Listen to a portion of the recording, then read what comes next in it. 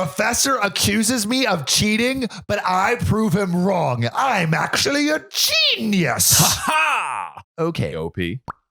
This is OKOP. I'm Samuel Donner. And I'm John Frye. And we tell the funniest stories on the internet. And John, I used to study engineering at UCLA. Mhm. And one of the main ways you would prepare for the test is you would go to the test bank. Did you ever have a test bank? Test bank. Yeah, the test bank. You know about test banks?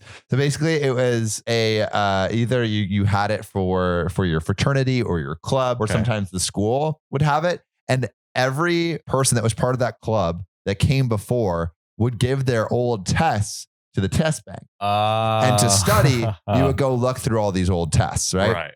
Often for our ancient, ridiculously old professors, they were like, I gave up teaching a long time ago, so they wouldn't really teach the class. But two, they would reuse all of their questions for like decades. Let's go. And so often you would go and get a test from the test bank, and it would be question for question what was on the test that was given that day. Glorious. But what really sucked is if you didn't have the test bank or didn't know about the test bank, the test was really hard. Right. So this story actually relates to that dilemma of test or be tested.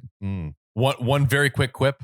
I passed my online driver's permit test entirely through Yahoo Answers. So shout out Yahoo Answers. Shout out Yahoo Answers. Thank you for taking the test before us. That's right. Professor accuses me of cheating, but I prove him wrong. I'm actually a genius. Ha!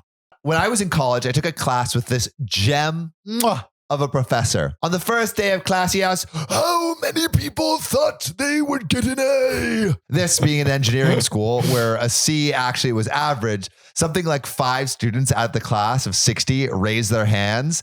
And then he announced, that's how many A's he would give out that semester. So I love how he just asked the students, hey, how many A's you want? 5 people raised their hands. That's how many A's you're going to get. Have more self-confidence. Yeah, come on. All of our tests for that class were multiple choice exams we took online. We were allowed to refer to our notes during the test, and we were allowed to study from old tests as long as we didn't refer to the old test during the exam. Fair enough. I studied for the first test, but didn't have access to any old exams. So I did fine, but not great. By the time the second exam rolled around, I had made a friend who was in a fraternity that had multiple copies of old exams from this professor. We and a couple of others took advantage of the rule, allowing us to study from old tests. We quickly discovered that on these 50 question tests, the professor had a repertoire of about 75 questions he pulled from. On the first copy of the test we studied from, we took the time to work through the answers to make sure that we understood each and every one of them. By the time we got to the fourth copy, we could answer before we even finished reading the question. So they were freaking prepared. Wow.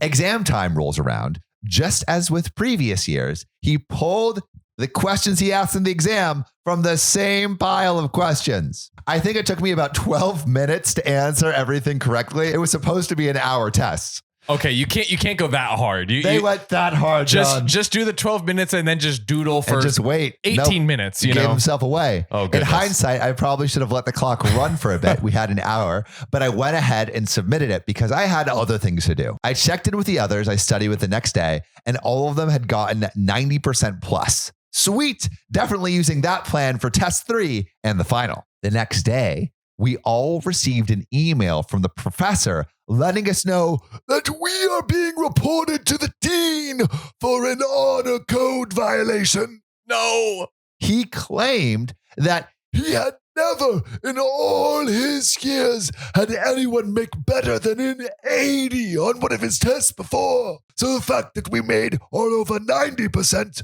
was clear proof that we had cheated. And he's been teaching for 100 years, so you know it's rare. This being an engineering school, we were all nerds and we were pretty scared about receiving such an email, but we agreed the best course of action was to talk to the professor before he went to the dean to tell our side of the story and see if we could sort things out. We reached out to him and he agreed to meet with us after class. When we met with him and laid out our case, he was surprisingly receptive to our explanation. I think in reality, he didn't want to go through the hassle of reporting us all to the dean because he was old, set in his ways, and didn't want to do much work. So we left the meeting feeling pretty good and agreed within our study group we would keep studying from the old tests. Well, about a week before test 3, this professor announces to the class that because some of us had found the previous test so easy, the next one would have twice as many questions in the same amount of time. And then, being the cheeky SOB I am, I asked him as I was leaving the class, what would happen if someone made 100 on this test? He said, God help you on the final. So we used the same approach in studying for the test and found the same pattern of a limited set of questions. Of course, in addition to the extra questions he had promised, all the questions on this test would be new. So while we again got to the point, we had the questions and answers memorized. We tried to make sure we understood the concept as much as possible to deal with what we expected to be his wrath. So basically, they were just studying really well. Yeah. They were actually understanding. Yeah, they were actually understanding memorizing the answers. Test day comes around, and lo and behold, 87 of the questions are pulled directly from old tests. 10 are from a guest lecture where he basically pulled the question and answer directly from the slides. And 3 were filler questions like, what's 1 + 1 equal? And the earth revolves around the sun. True or false? This guy is so lazy. I know. He can't. He says, face my wrath. And his wrath are, what's 1 + 1? 2. I knew I had everything right. I also knew I didn't want to screw myself and everyone else for the final. I purposely answered the filler questions incorrectly. So if he looked at the results, he would know what I had done. I got my 97, and I never heard from the professor about that third test. But I like to think of him rage scrolling through the results like, oh, get those kids one day. I don't remember the details about the final, but I do remember the format being the same exact thing as what had been announced at the beginning of the semester. My study group also worked together on the group project where we made A's and so on. So if he really only gave out 5 A's that semester, we received all of them. Wow, man.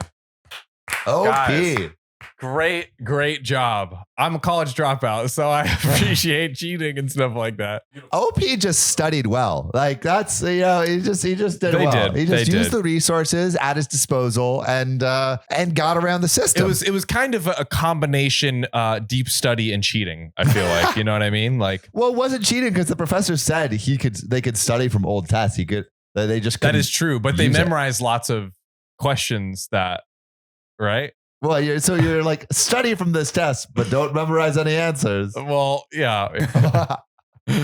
Yeah, OP really got everything down. He memorized everything. But you know what you should memorize? Ooh, the subscribe button for OKOP. Subscribe on YouTube. Follow us on Spotify and TikTok. And if you really want to be a support us on Patreon. Join Amanda, Will Combs, Connor Van Buren, Keegan Simmons, and Kathy Quigley. See you soon. Boop.